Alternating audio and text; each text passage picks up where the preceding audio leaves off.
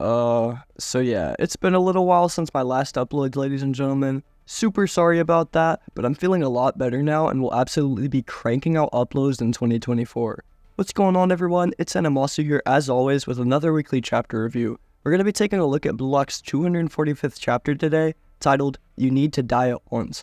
I'm sure you already know the vibes, but if you enjoy the content I push out and would like to support your local Blue Lock YouTuber, please make sure that you're subscribed to the channel, commenting on my videos, and even join the community Discord down in the description.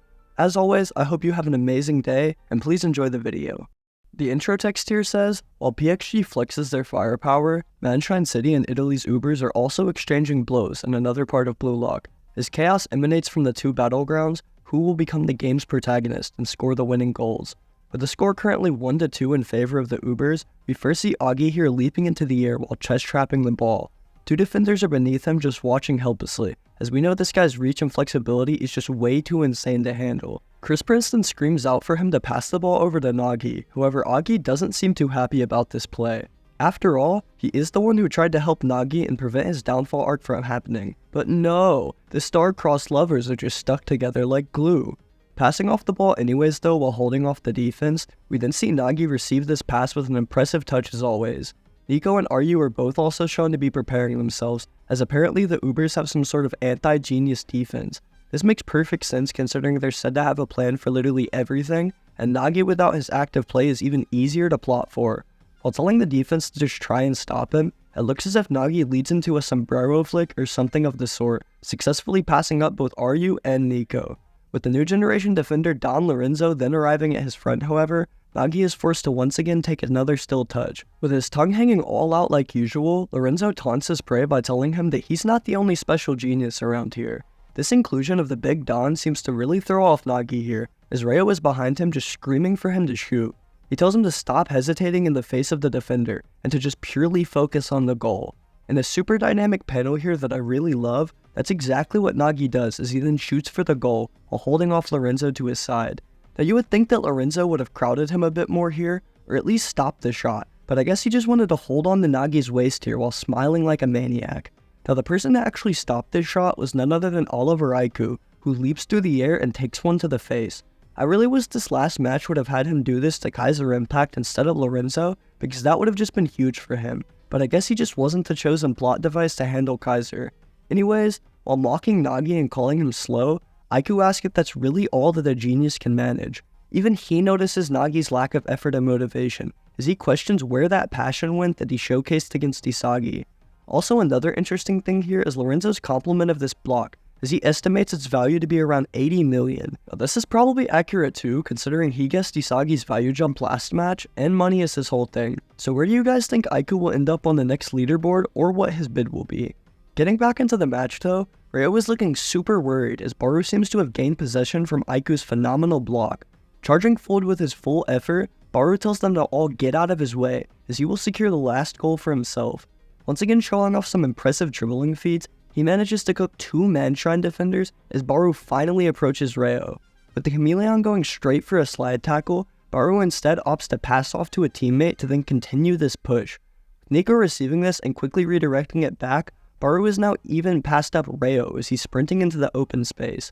Activating his Predator Eye while seemingly one-on-one with the goalkeeper, the King is finally ready to close this game out.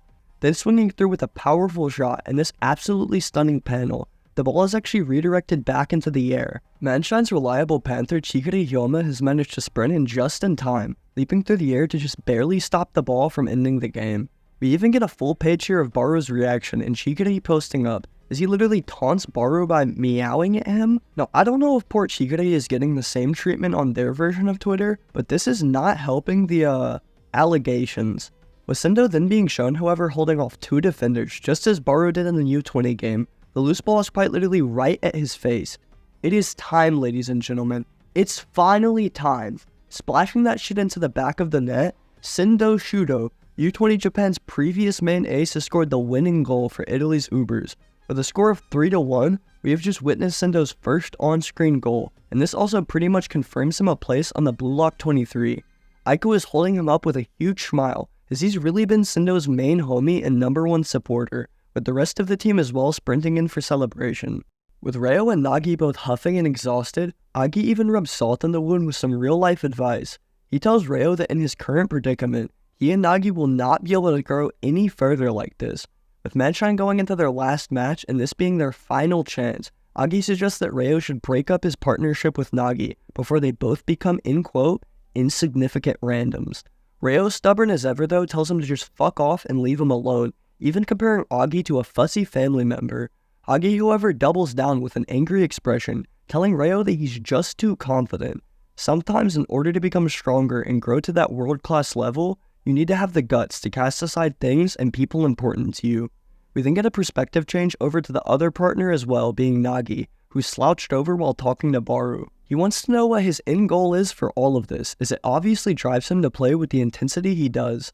Barou seems a bit confused by this, as obviously he plays to become the very best player in the world. However, Nagi still needs answers. What will happen even after he achieves that goal? How will Barou still stay motivated and enjoy what he does? Clenching his fist while looking down upon Nagi, Barou exclaims that he will define this era of football as its true king, while crushing anyone who dares to challenge his throne. Also another shot with the aura animal representation in this chapter, making Barou look badass as ever. Nagi seems intrigued and interested to ask more questions to Barou, however the king has one for him. He asks why Nagi is suddenly asking all of these weak-willed questions to him, as we also saw him do the same with Itoshi Rin. Barou then goes on to point that Nagi isn't even an annoyance to him anymore, asking him what the hell changed. In his eyes, it seems like his hunger for growth and strength is completely gone, and he can't even feel Nagi's competitive fever anymore. All I see now is a loser who's pretending to fight, all cause he's lost his edge. Now, I really don't think these words are true, and Barou doesn't even believe it, as Nagi obviously didn't magically fall off, but I think that this approach from Barou might actually serve to reignite him going into the Barcha game.